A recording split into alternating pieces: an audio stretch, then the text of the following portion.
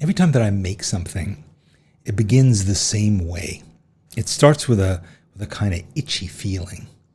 And I might be on YouTube watching some old UPA cartoon from the late 50s.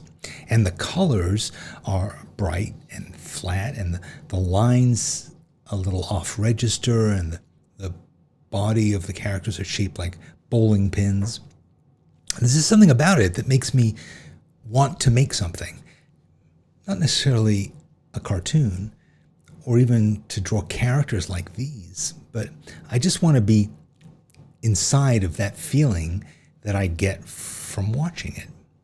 Or maybe it comes from a book, like I'll be reading P.G. Wodehouse or E.B. White or Ann Patchett, and suddenly I want to borrow that voice. I want to try it on for a while. I want to see what happens if I write from inside of it. And sometimes it's a memory, like a feeling that I had when I was 3 or 7 or 14, something that I want to replay like an old record, just to understand it better, to feel it again. So I sit down at my desk and I pull out some pens or some colors, something that matches this mood that I have in my head. Again, it's not the literal colors that I might have seen in that cartoon, but they're the colors that feel right while I'm under the spell of this inspiration. Or I might write a sentence to see what it feels like to write like that. Not a parody, but more of a collaboration with the inspiration of some kind. It's a fragile moment. It's a bit of a high wire act. But if I stay with it long enough, it starts to feel incorporated into the soup of me. You know, people think that artists start with an idea, some statement that they want to make, or an image that they want to see in a frame. But that's not my experience. For me, it begins with the feeling, a sensation, almost like a physical itch that says, do a thing like this. Be in this feeling. And only after I start to inhabit that space do I begin to look for some form to put it in, a framework to channel that feeling into. So I start to play. Sometimes it's clear right away where this feeling wants to go, and a drawing or an essay or a video, they begin to take shape.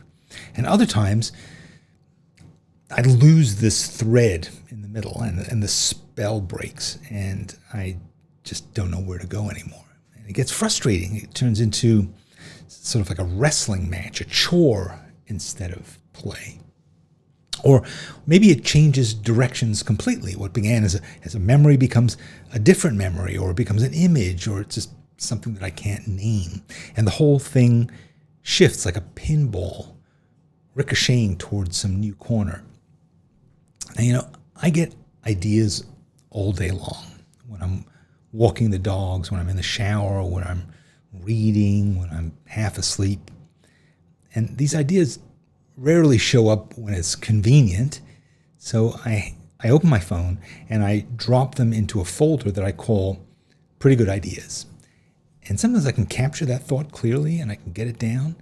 And other times I might just put in a link to the thing that inspired me, or the thing I was thinking about, or I might do a screenshot, or I might write a half a sentence because the idea seems so obviously good that I don't feel like I need to explain it, and I just jot that down. Sometimes that scratchy note that I left for myself is it's like a doctor's handwriting, where you kind of go, I'm not quite sure what that means. But sometimes if I'm in the mood, even if I'm standing in the street with my dogs, I can keep writing, and I can end up with a pretty decent first draft right there on my phone. And I go back to that folder quite a lot because, well, a lot of what's in there in that folder has expired like old milk. And I can't remember what I meant, or I can't remember why I was excited about it. But sometimes working with one of those half-formed scraps of an idea, sometimes I end up somewhere completely new and different than I was originally intending. And that's why it's worth to catch these sparks while they're still in the air, even if most of them never catch fire. Every artist I read about seems to follow some version of this strange process, a tickle, a pulse, and then a period of playing and seeing where it goes. A musician hears 3 notes in a row and starts to loop them, and then hums some kind of nonsense lyrics until they start to turn into a song. Or a writer jots down a sentence that grows into a short story and then into a book. It's also serendipitous, like a blossom blown off a tree, landing in a river, drifting until it catches on a bank and then it takes root. And for every tree that grows, there's 1,000 blossoms that get swept away. We think that developing our skills and our tools are going to lead us to the art that we want to make. And yeah, we need them. We need those skills, but because they fan and they shape that first flicker. They turn it into something. But technical perfection is never the point. There are artists whose craft is impressive, but their work feels kind of flat, kind of hollow, because they've lost touch with that inner impulse. Maybe they've over-polished, been overly perfectionist. And then you get other artists whose work is clumsy and crude even, but it still has the power to move us to tears. Artists are sensitive because we have to be. We have to pay attention to those first faint little feelings. We have to trust them, even when they may not make a lot of sense. We have to let them breathe before we try to shape them into something better. We have to have faith that they might become something if you give them time. So I just keep telling myself to stay open, to stay patient, and to wait for that faint flicker, that first little itch to show up, and to hope that it wants to play.